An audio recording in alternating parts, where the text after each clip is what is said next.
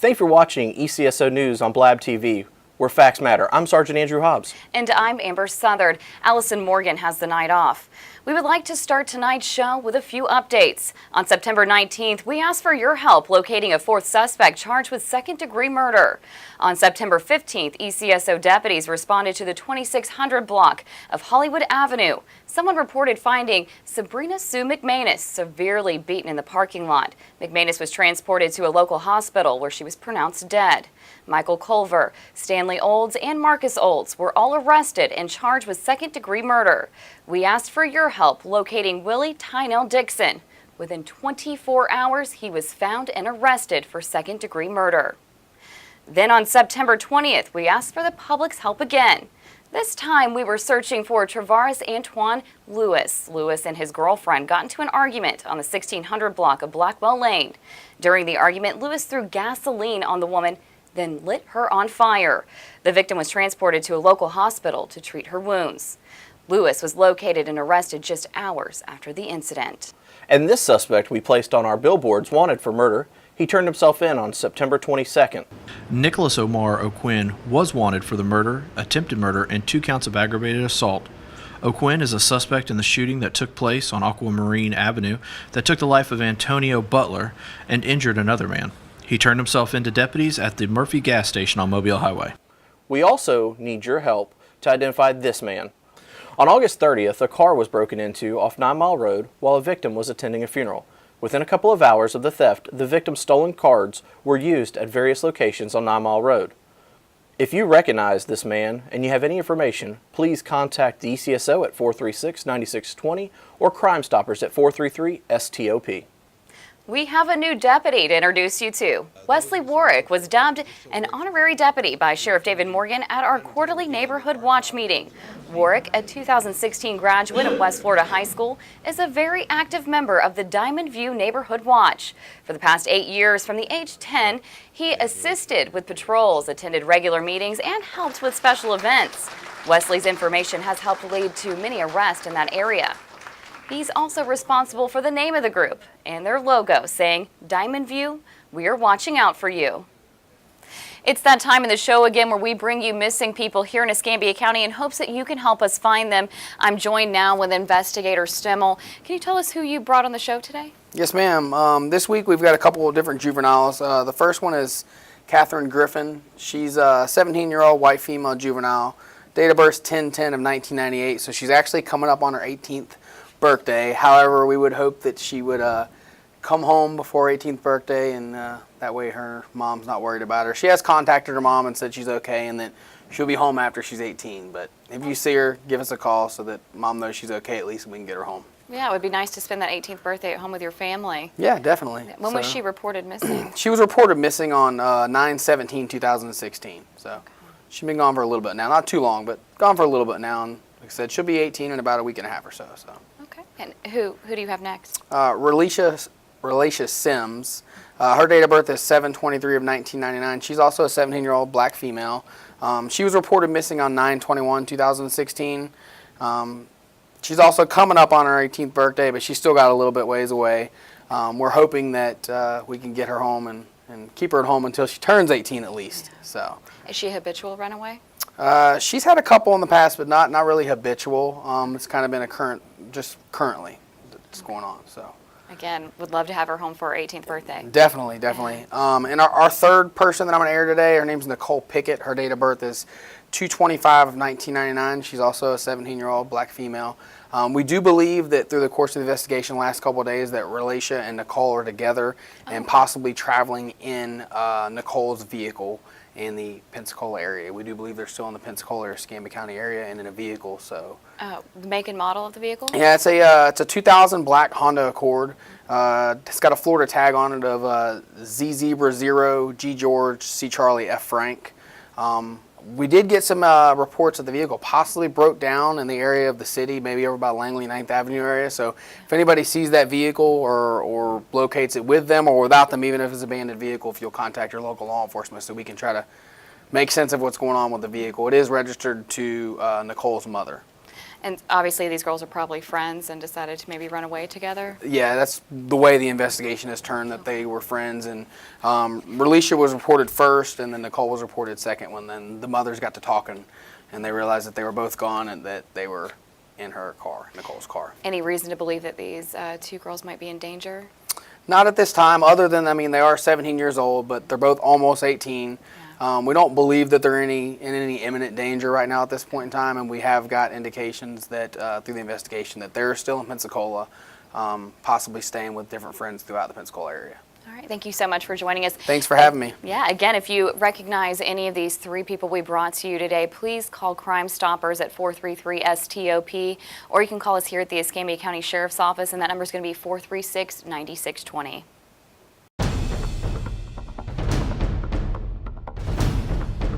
Well, that's that time in the show where we like to bring you people we're kind of looking for. We've got Crime Stoppers with us. This is Deputy Peterson. Hey, Melanie, who do you bring on the show today to kind of publicize for us? Yeah, well, today we have three fugitives, the first being Roy Cleary. He's wanted for forgery. He obtained a controlled substance, by fraud. Oh. He has an outstanding bond of $5,000, so we're really hoping to get a good location on him and go get him picked up. Yeah. Our next is Dylan Miller. Dylan Miller is wanted for a failure to appear for grand theft, and he's had an outstanding warrant a little over 6 months now, so it's time for him to go ahead and come to court. Yeah, we kind of need him to come in. We'd like to see him here at the Escambia County Sheriff's Office turn himself in. Absolutely, and unfortunately, because he did the charges of failure to appear, he does not have a bond right now. He will have to go before the judge and give an explanation as why he didn't show up the first time. So. Hopefully he's got a good excuse. I doubt it. I hope so. That would be good for him. And our last and final one is Keandre Wesley. He has an active warrants for destroying evidence and crimes against persons, culpable negligence. That word always trips me up. It gets me too. I was trying to say it the other day in the office. And I think Allison was kind of giggling at me when I was on the phone. Yeah, this was an incident that took place a couple of weeks ago in Truman Arms, or I'm sorry, Oakwood Terrace, Yes. where an infant or a toddler got a hold to a gun and accidentally shot themselves. Oh, yeah. So this is something definitely, and I preach 1,000 times, gun safety, gun safety, gun Yes. safety. You don't leave weapons around children. Because you can't get charged for it, clearly. Yes. So this is definitely outstanding warrants for him. Unfortunately, because it is the charges that it is and the crime, he also doesn't have a bond. But we're hoping to really get some good tips. We've been very successful in the month of September so far. We've had 12 captured. Oh, wow. Or arrested, Okay. based off a tip. So we're doing really well. So I want everybody to keep that momentum up, provide Crime Stoppers with tips. We definitely want as many details as we can get. So, Well, good deal. Thank you so much for joining us this week. And again, if you see anybody that has been highlighted on tonight's episode, please call 433-STOP or send a text in. Thank you, Buell Elementary. They invited us to lunch with a hero. We enjoyed meeting the first graders at Buell Elementary. Thank you to Jersey Mike Subs for providing lunch. This is just one example how the ECSO deputies work to break down barriers between law enforcement and our youth, who are the future leaders of tomorrow. And I'm just going to say it. It feels good to be number one. Rain didn't dampen the spirits of those who attended and participated in the Guns vs. Hoses event. Team ECSO beat the Pensacola Police Department 15-10. One of those situations where we tried to warn the PD that they had several options. They could have just said, we quit. They could have not shown up. They could have signed a letter of declination to not play and just give us their money. But they chose to take a thrashing. We call it a butt whipping. And right now there's a run on crying towels. We got word from Target and Walmart and several of the major outlets. They're out of towels, so if anybody's looking for one, the city has purchased them all. And so, as usual, the ECSO is triumphant, and we intend to be with each successive year. After a while, you say, I shouldn't cross that threshold of becoming, a braggart or anything. But when you got the truth standing behind you, it's just that. It's true. So we appreciate Chief Alexander showing up, waking up from his nappy. A soggy field cut the event short before the championship game could be played, but the real winner was the Keeping a Breast Foundation. $15,000 was raised to help uninsured and underinsured women receive breast cancer screenings and medical care. And at that event, Guns versus Hoses, we also had our canine unit out there, so people got a chance to kind of meet and greet with them. And right now I've got Master Deputy Taylor with me. So can you tell me, who's your canine? What's his name? Canine Toro. Okay. And how long have you been in the canine unit? I've been in this canine unit for 27 years. I've been in canine total for just a little over 30 years. Okay. And to be able to go out into the public like you did and meet with them and get to educate them on the canines, what's the biggest question you get about your job? The amount of training, actually. What Probably is the that? biggest question. Okay. How much training do they go through? Well, initially, we go through a 480-hour FDLE course. We usually add a little bit to that, so we 500 plus hours. Then we certify through the Florida Department of Law Enforcement through evaluators, and I'm an evaluator. They're spread throughout the state. And you have to have 2. And it's a pass or fail certification. Once they certify, they go on the road. So you've got that 480 to 500 plus hours initially. Then every week we have what we call formal training, which is 4 hours a week for the entire unit with trainers present. And each handler has to be their own trainer. So they have to do a little bit on their own, which we call informal training. So once the training starts, it never ever stops. And the certifications are yearly, several different areas every year. So it's an ongoing process. It's constantly ongoing. A lot of people ask us, what breed are our dogs? All of our dogs we have in the unit right now, and our unit is 12 or 13 dogs. We seem to be in a constant flux of handlers coming and going. They're all German Shepherds right now. They're all imports from Europe. And if I could, I'd like to give a little shout out to Kelly Hall and John Zabel. They are 2 former handlers who just recently got out of the unit and transferred to other units within the Sheriff's Office. Both excellent handlers, and they did a fantastic job. That's wonderful. Yeah, we did a whole thing on our Facebook page during their retirement, wishing them and their canines good luck in retirement. Really, it was just their canines that retired, but they get to still sit at home with them. Yes, their canines retired, and I like them both. They did a great job. They will be missed. Absolutely. So you were talking about we get the dogs from over in Europe. Why is that? We import them through a vendor, Gene England. He's out of Bowling Green, Kentucky. He has a lot of connections in Europe. He was a competitor in a sport in Europe. It's called Schutzhund in Germany. It's a really, really big deal over there. And he was a 2-time world champion, which says a lot. He also trains and imports dogs for other agencies. It's easier to get a higher, I don't want to say quality, but a higher drive dog from Europe than is locally. You can get local dogs that are great, are fantastic. And don't misunderstand me. I'm not downgrading any local breeders or any local dogs. They're fantastic. But what we have to have is drive in a dog. And by drive, I mean the ability to work and do the things we need them to do for play and praise, for very little reward. That drive is either there or it's not. If it's not there, you can't put it in there. If it's there, you can bring out that drive as much as you possibly can. You can't build it because, like I said, if it's not there, it's not there. If we went through our local stock of dogs, we'd probably do 100 to get one that would work. Then there's no guarantee as far as health goes. Gene England, our vendor, guarantees our dogs health-wise for at least 12 months. And he's actually gone beyond that 12-month period for dogs.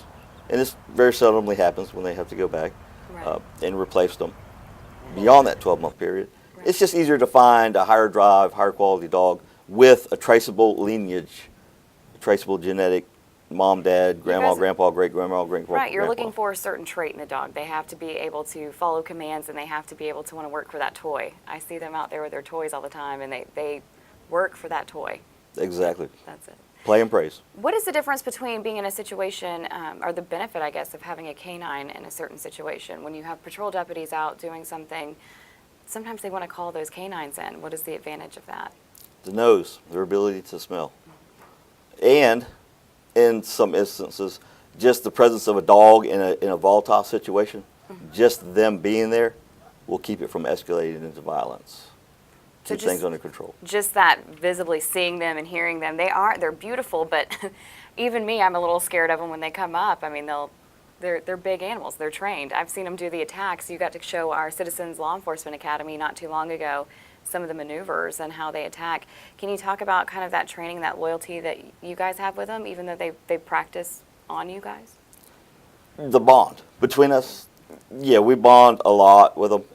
Initially, when a new handler will get a new dog, we have what we call a little bonding period before we get in there and start giving them commands and telling them what to do and expect them to listen to us. Because these are all alpha dogs. These are dogs that are in charge of their pack. And when you get a dog's mentality is when you introduce them into your family, that's a pack. That's their pack. So there's a pecking order in that pack. We have to be the alpha in the pack, even though they're really alpha dogs that we're working with. So we bond with them there. And then throughout the training, you're with them constantly. You're constantly doing things. You're grooming them. You're training them. You're giving them commands. You get done with your training. You're on the street. You're going out and you're finding people. You're finding criminals. You're finding drugs. They're helping us a lot more than we're helping them. And after you get done at work, you take them home and they're part of your family.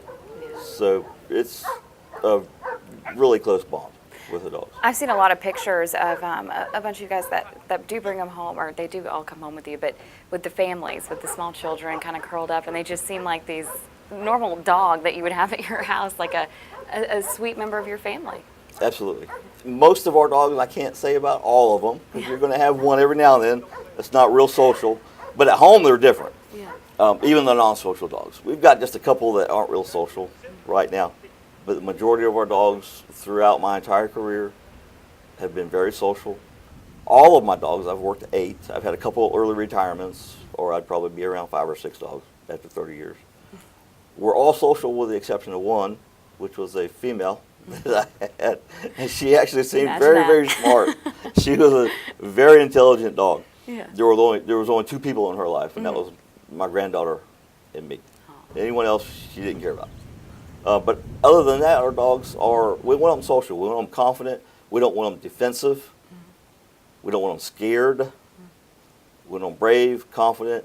And if we couldn't take our dogs, again, the majority of them, and just cut them loose in a room full of kids and feel comfortable, then we really don't want them. I understand that. And how many canines do we have here at the Escambia County Sheriff's Office? Right now I think we have 12 or 13. Okay. And I believe we're going to put it on the school in October with 2 more. Okay. One's a replacement. Okay. So that's what I mean by we're always in a state of flux. We're really never up to full pull because somebody's either coming or going. Perfect. Thank you so much for joining us. I really do appreciate it. Again, if you have any more questions or anything that you would like to know about our K-9 unit, you can follow us on our website, and that's going to be escambiaso.com, or you can contact Community Services at 436-9630. Make sure you stay tuned for Ask the Sheriff.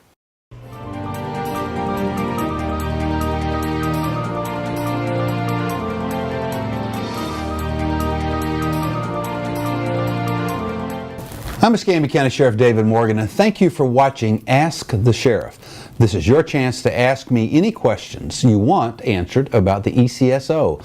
Our team hits the streets again, and here are some of the questions you asked. Judy asked, how can you show your support of local law enforcement in light of so many of the bad things that have occurred throughout our country over the last almost 2 years now? Judy, thank you for just asking the question. And as simple as it may sound, everybody wants to be told you're doing a good job. Everybody wants to be told that, thanks for being a member of the team. We appreciate what you do, for us, for our community, as it may be. I will tell you that law enforcement is unique in that perspective because unless you've really sat and thought about it, we're not in a business where people swing by and have coffee with us and say, hey, great job, we appreciate what you're doing. Because almost every citizen contact, with rare exception, is what? Confrontational.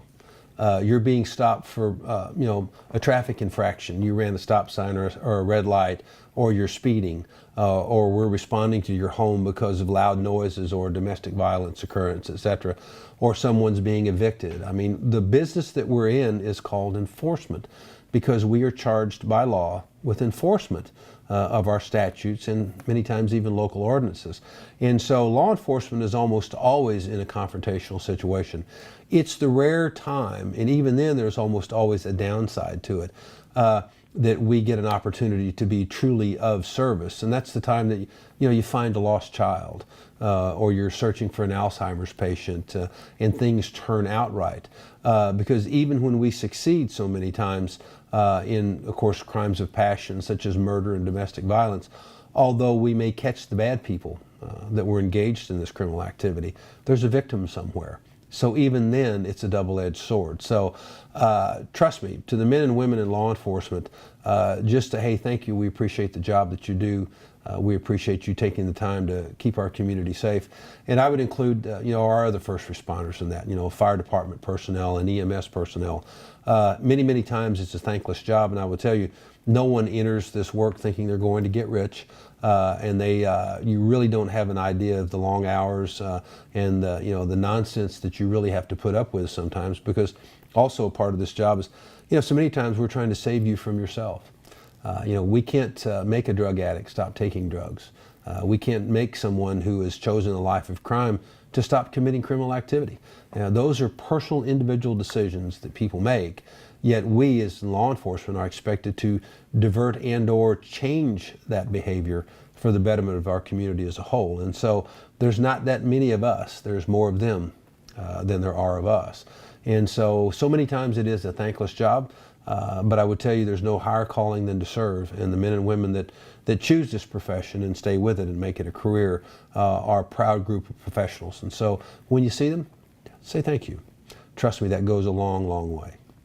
Okay, Ashley has a question on how we monitor sexual predators, and I will tell you, Ashley, the answer to your question is almost as complex as the question that you pose. So what I'm going to try to do is keep it very simple on the requirement for registration for those who have been deemed sexual predators that enter our community, and how they're monitored and controlled. And again, forgive me and the camera here, but I want to make sure that we get your question out. It says, how are they monitored while they're on a released to registration status, and whose responsibility is it? It's actually shared. When they come to Escambia County, they must register when they move within 48 hours to let us know that they're here. And then we, along with the state probationary and parole folks, can actually share in that responsibility to make sure that they're there. Their lives are by statute. And remember, so much of this involves self-reporting, because it would be a little disingenuous of me as your sheriff to tell you that this runs, very efficiently. Why? Because it's all about self-reporting. So we could have, Mr. Jim Jones, who has been designated a sexual predator, leave the county today and travel to Texas or travel to California and leave our jurisdiction because they're not in that closely a monitored situation. Why? Because that's part of the justice system, that once they've done their time required by the courts, whether they've been incarcerated, etc., there comes a point now where they're released back into the general public. And so again, that's why we say so much of that depends upon self-reporting.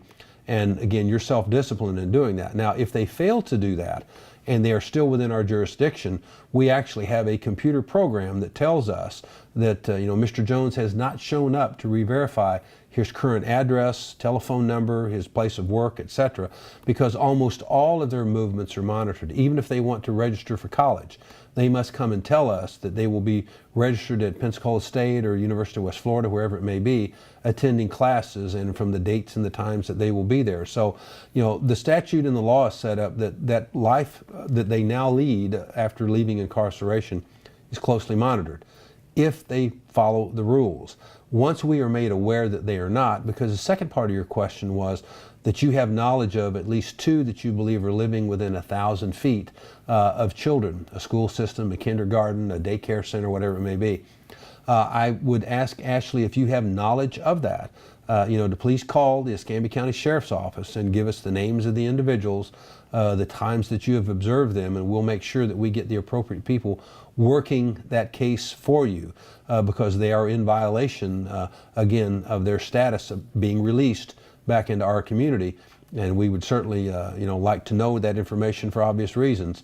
They are a risk now to our community. They're in violation of the status of their release, and we'll make sure that they get reoffended. The last part of in answer to your question, I would recommend that you do this, Ashley. This is a complex legal question. There's page upon page in Florida statute that deals with this specific law, because there also is a offender status, a sexual offender section also, as well as predator. Many times those two things are confused by people. I would strongly recommend that you call the state attorney's office, and one of those folks down there will explain the current laws to you, because remember, laws can change on a daily basis. If we have a court ruling that comes out this afternoon and a judge's opinion passes all the appellate review process, we have what's called case law. And so statutory law can actually be changed by a recent court ruling that judges make dependent upon a specific case. And so we don't practice law here for obvious reasons.